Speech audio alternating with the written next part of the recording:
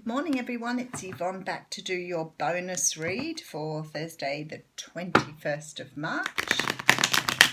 I'm really pumped after the What's Cracking read. That was a super read this morning, so I hope that the bonus read gives you something more.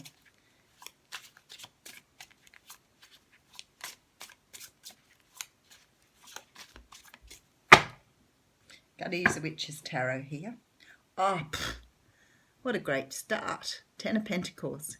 So this is abundance. Now, I did sort of allude the other day to the idea that you have to be more broader thinking about abundance. For some unknown reason, people go straight to money.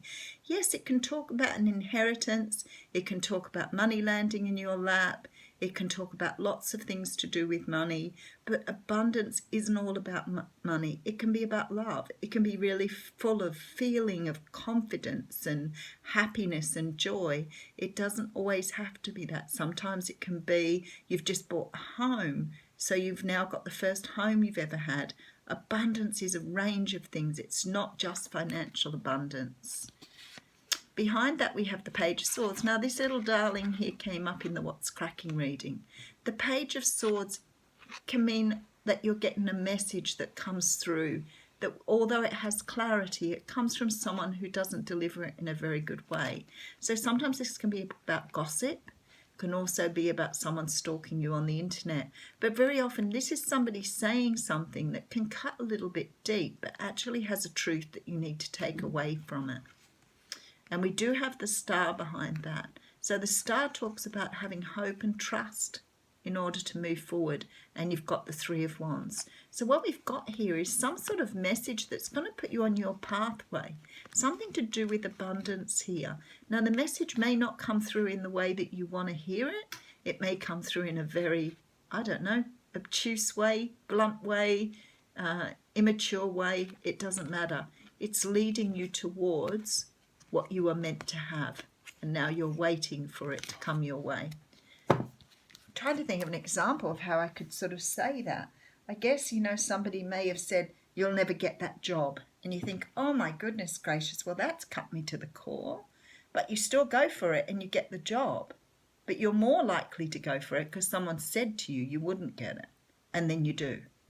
So it's like the information isn't the greatest, but something from that message spurs you forward to get what you want. Okay.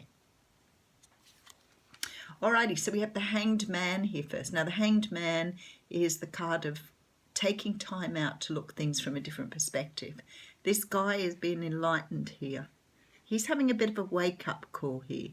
He's been sleeping for way too long and the universe is pushing him forward. And how funny, he has a crow up here. And I have heard and seen a lot about crows in this last few days. I was about to go and have a look it up because I think I have a crow animal totem with me at the moment. My animal totems change all the time and I learn so much. I have a fox with me often, but this crow has been very dominant in readings and around me at the moment. I love hearing them caw.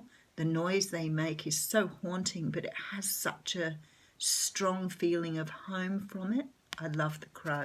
So there's something in the crow. If you guys want to look it up at the moment, there's something about this crow that's going to resonate with you.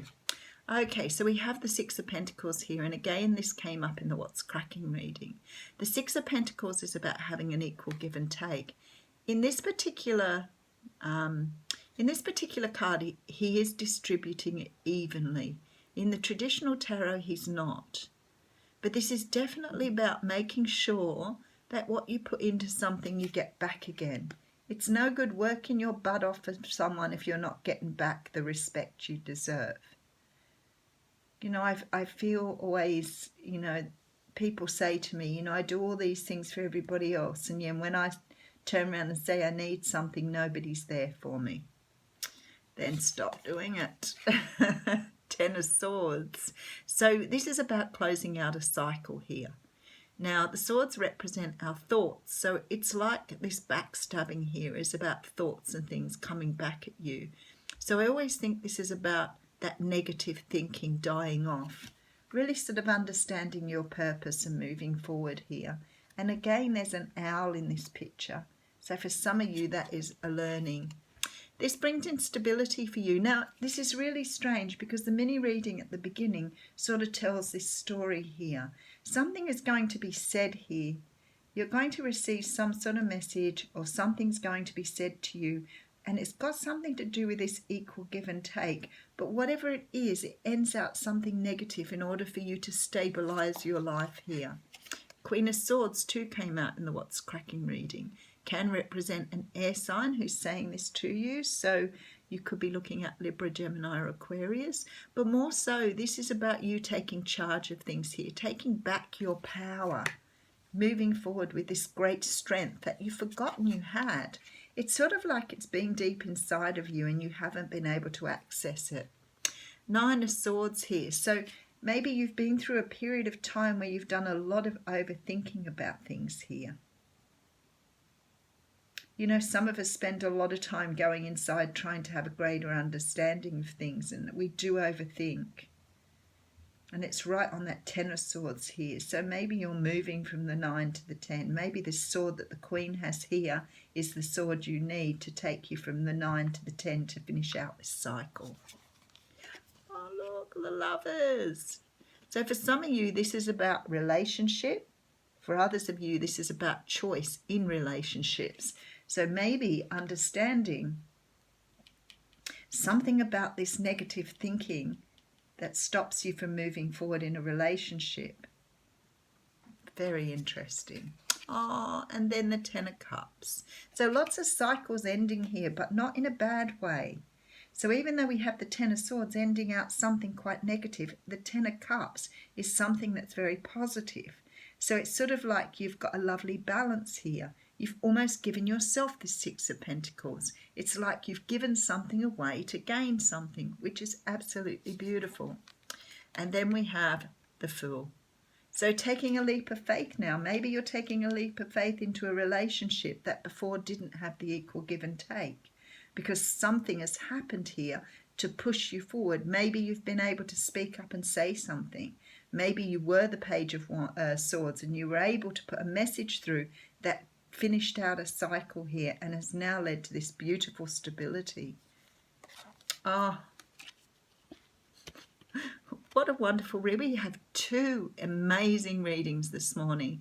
This is a brand new start, but this start is not like the Ace of Swords start, because this one you're really full of passion. You really know yourself here. You're really feeling it. This is something that's hitting at every level of your being. You can feel it right through to your soul.